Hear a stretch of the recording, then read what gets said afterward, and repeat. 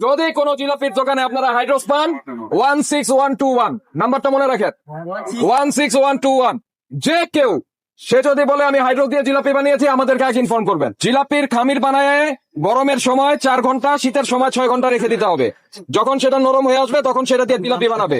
Chemical দিয়ে সেটাকে পাতলা করার কোনো দরকার নাই। যদি করতে হয় তাহলে সে বেকিং পাউডার ব্যবহার করবে, বেকিং সোডা ব্যবহার করবে, কিন্তু হাইড্রোস ব্যবহারের কোনো সুযোগ নাই। এই যারা বলে যে এই ধরনের লোক যে হাইড্রোস ছাড়া জিলাপি হবে না তাদেরকে বয়কট করবেন, এরা না জেনে বলে। এটা ঠিক আছে, না জানি বলে আমরা শুনছি থোড়ি। আরেকটা কথা বলবেন না, খামির 5 ঘন্টা আগে বানিয়ে রাখবেন। শোনেন ভাই, হাইড্রোস 20 এটা দেয়া যাবে না। সরি স্যার, আমি জানতাম না। হাইড্রোস 20 এটা দেয়া যাবে না। এটা ছাড়া যদি আপনি জিলাপি বানাতে না পারেন কোনো দরকার নাই, আপনার জিলাপি বানানোর দরকার নাই। যিনি পারেন তিনি বানাবেন, স্যাক্রিফাইসের কোনো বিষয় না। আপনার এই লেসনটার দরকার ছিল, এই জন্য আপনাকে এটা দেওয়া হয়েছে। সরি স্যার, স্যাক্রিফাইস করেছি তো।